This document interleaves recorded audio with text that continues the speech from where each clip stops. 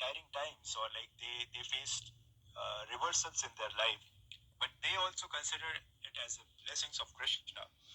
So when we get involved in Krishna consciousness, we see both the things. If Krishna gives us something, that is also blessings of Krishna. And if Krishna takes something, that is also blessings of Krishna. So that is the maturity or the understanding of a mature devotee. So we see, for example, in case of Sudama, Krishna gave all the wealth, like he gave him palaces and different things.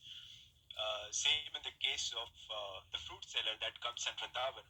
Like she gives like the fruits to Krishna, and when she was returning, like her bag was full of jewels and other things, but she didn't consider it as the blessings of Krishna. Rather than just serving, the pleasure of serving Krishna was her prime objective. Same in the case of Sudama, like even though he was aspiring for those things, but when he got it, like he was still okay. I mean, that was not his like main aspiration. Main aspiration, or like the main joy of Sudama was like after meeting Krishna, he got that reciprocation, that love that he got from his friend as Krishna. Similarly, in case of Dhruva Maharaj, initially he was asking for like a kingdom which is bigger than his like all the forefathers, and eventually he got it.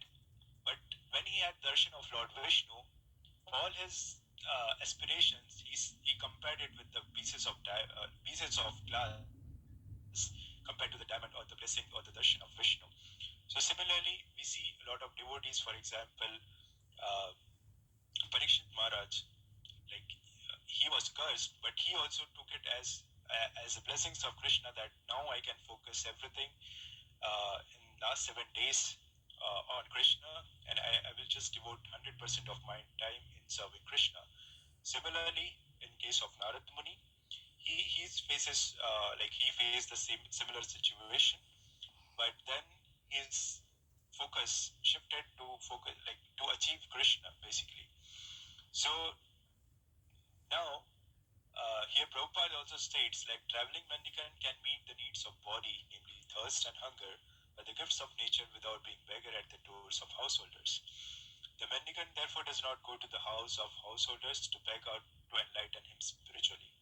So in previous purport also, Prabhupada is stating that why renunciate or parivrajikacharya, that is the mendicant, why they travel. So the three things Prabhupada states here is like, first to gain the faith in God, and second is to strengthen the mind of the God, and the third is to enlighten the people, or whom they are like going for begging, or like in case they happen to meet somebody, so they preach the message of Krishna or the higher purpose of the life. So these are the three things normally a mendicant should do while he was traveling, or like when he's roaming around. And these are the three outcomes that he gets. One is, of course, how it is, like, because when you are traveling alone, there are uncertainties, and there can be like sudden calamities that can come in. There would be like sudden supply of certain things, or like there won't be anything sometimes. So in that way, like the faith, like the total dependence on Krishna, that is something that is very much important for a renunciant. And while traveling, of course, we cannot artificially imitate it, but when these evolved spiritual personalities, when they travel, they see everything connected to Krishna. Of course, it is directly and indirectly, everything is connected to Krishna. But when they travel, they see everything, and everything is happening by the mercy and the will of Krishna. And there are many examples of devotees. For example, Madhavendra Puri, he also when he was there in Vrindavan, near the Govindakund, I guess. So he would just do his bhajan, and he would practice way of Madhukari. Basically, he would not go out and beg from house to house, but he would just stay in one place and do his bhajan. And if anybody would come and give him something, he would just accept it as a mercy of Krishna, and then he would just survive on those things. So that is called like Ajgar Pravritti. Basically, it's Python.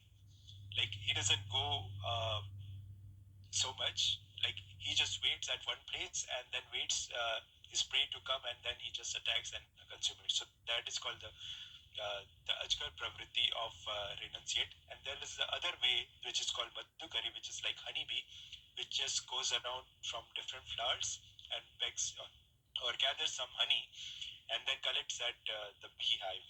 So that is called madhukari. And even while some mendicants were doing madhukari, so it's not like that one is greater than the other, but there are different ways of the renunciate or a mendicant would beg.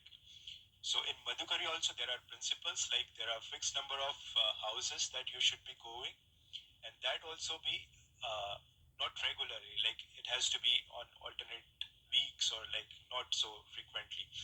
And if you get something, that is good, and if you don't get, that is also good. I mean, whatever is there, you are totally dependent on Krishna.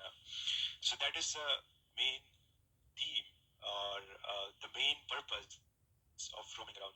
It's not for looking around for different experiences or to get amazed by the nature, or like, because Narad Muni also traveled to various metropolitan city and just to see different ways of life, but also to strengthen the mind, because when you're traveling, and of course like a sannyasi or a mendicant, you don't have like for example, for trekking we go, like we have shoes and all those gears and everything, our bottles and backpacks and everything ready. We are just already preparing for these things.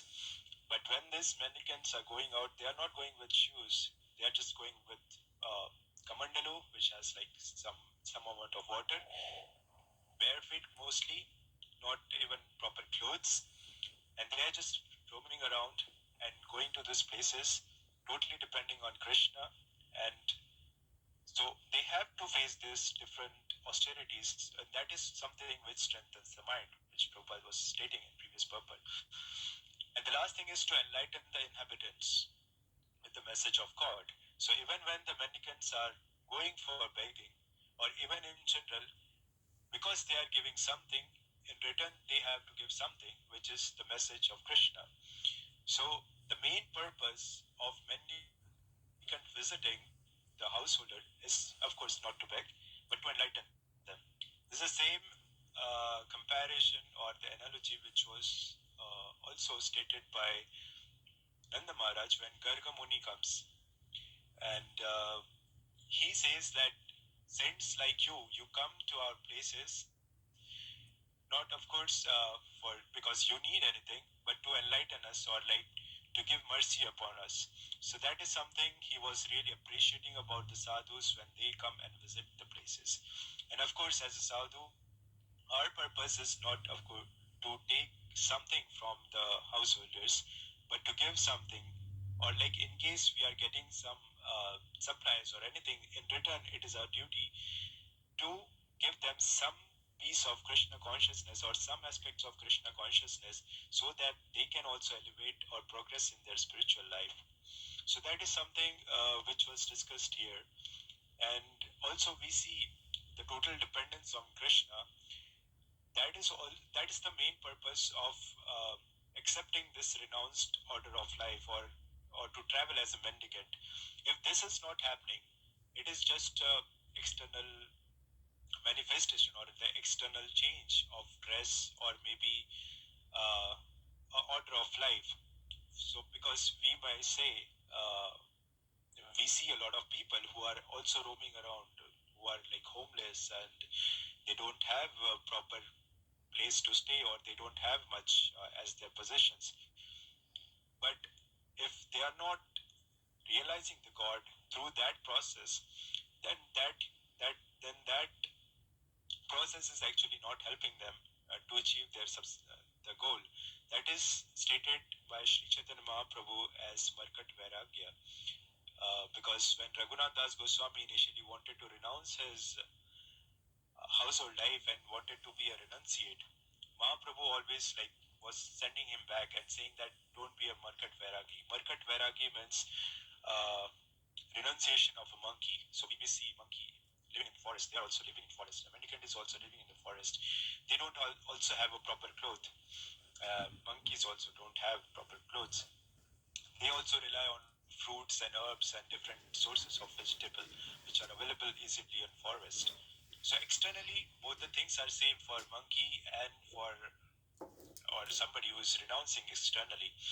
But internally, monkeys, or of course, they are very much agitated. Also, with the drives of senses through thirst, hunger, uh, like impulses of various senses, of course. So internally they are very agitated. Externally they're looking like very renounced personalities. So that is called Markat Vairagya, and it has not to be like something which has to be imitated, but it should come naturally. And the purpose of this renunciation should lead to becoming more and more absorbed and dependent on Krishna.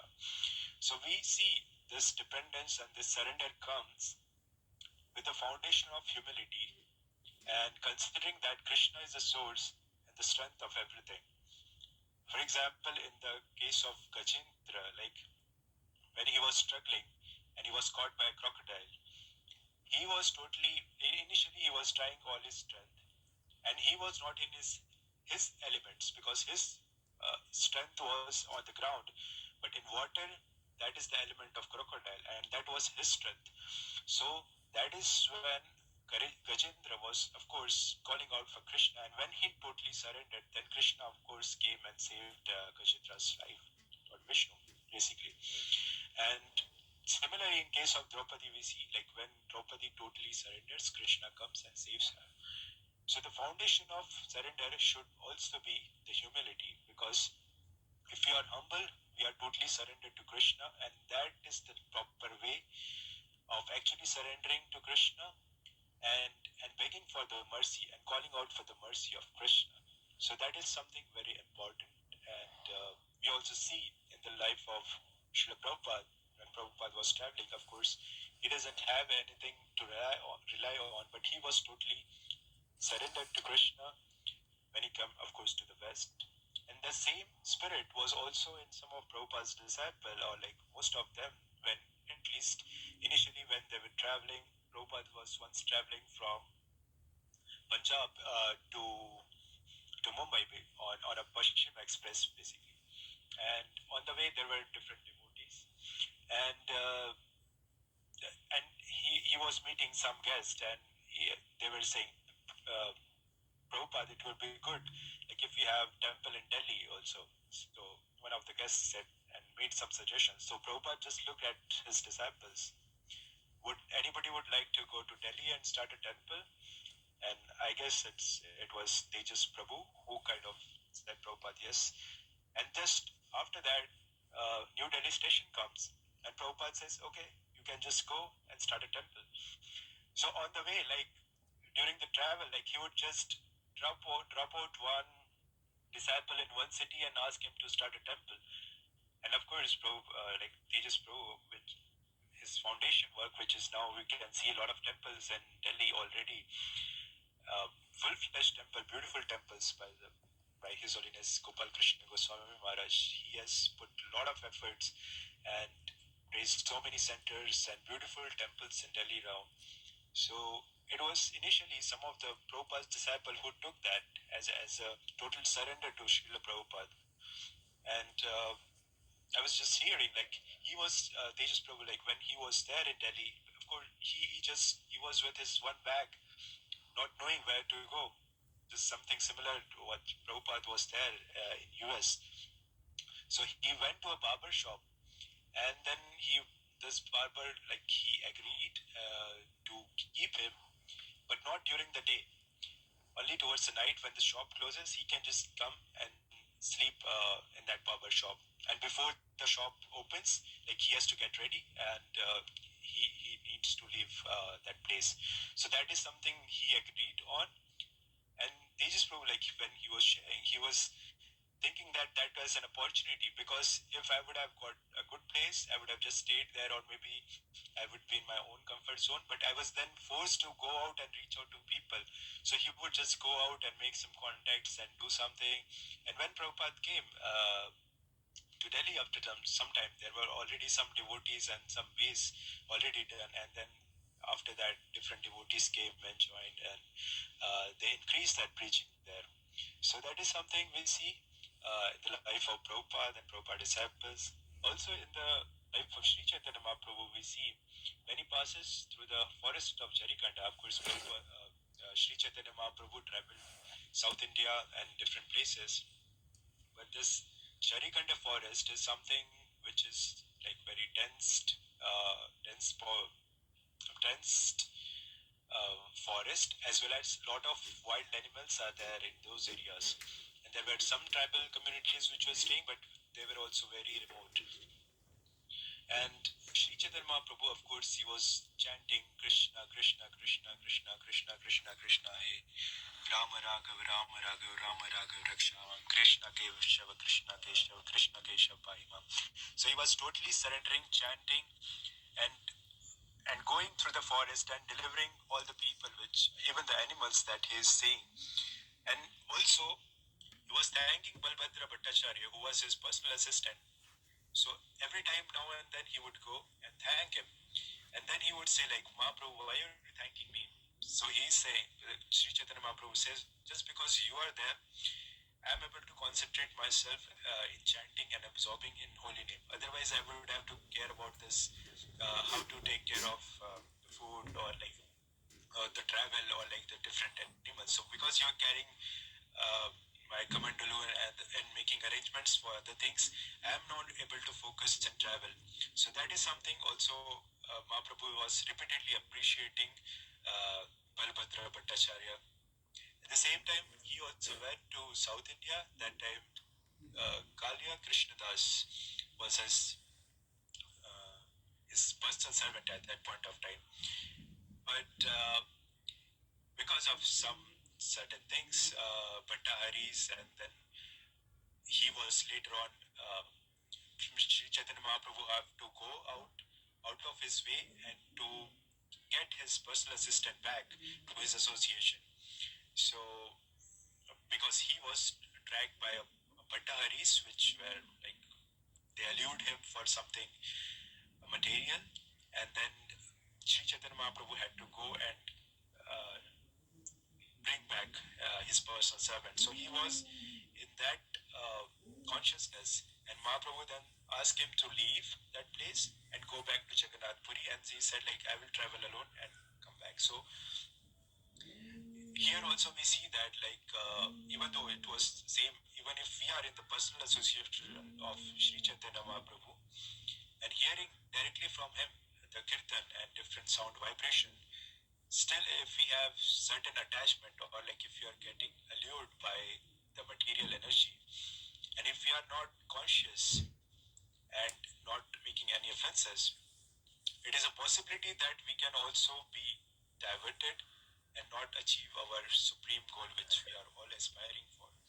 So these are some of the examples where we see various mendicants, various devotees, Sri Chaitanya Mahaprabhu himself, like going, like when we are going in forest or like practicing a life of mendicant.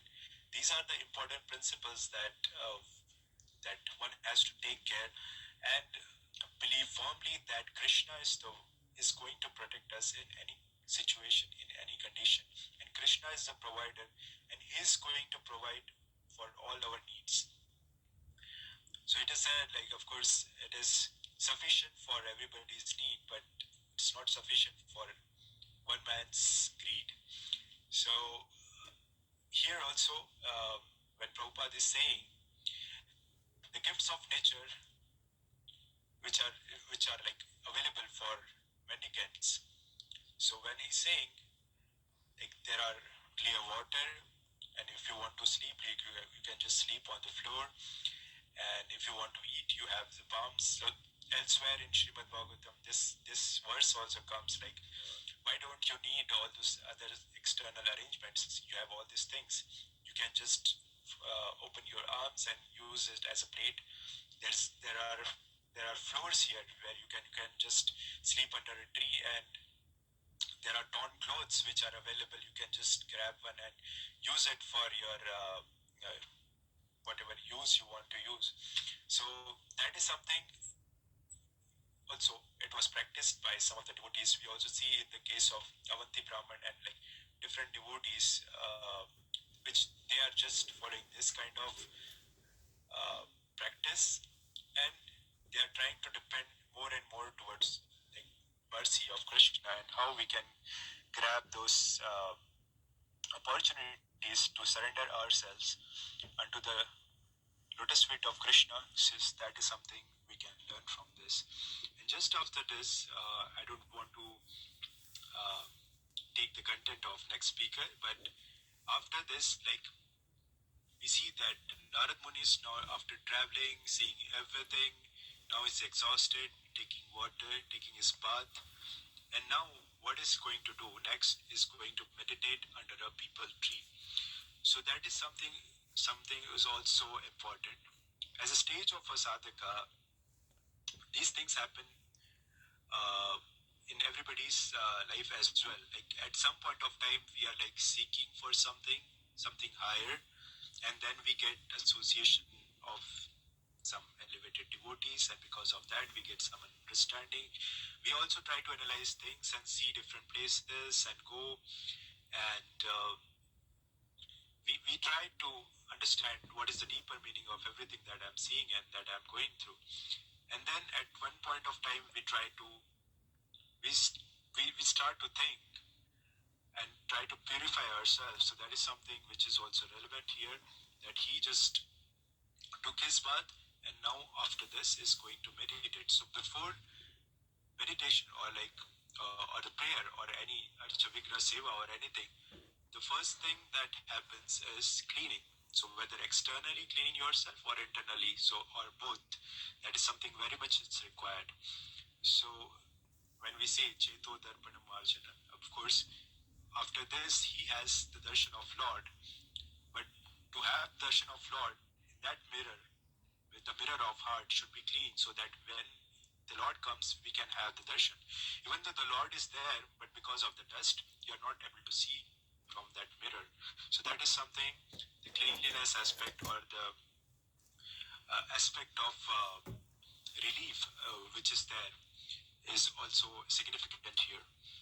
And water has like both the things. One is like the purifying aspect of it, another one is the relief that Narad Muni got because he was exhausted and he drank some water, and then after he was revived, he's sitting and meditating on the Lord.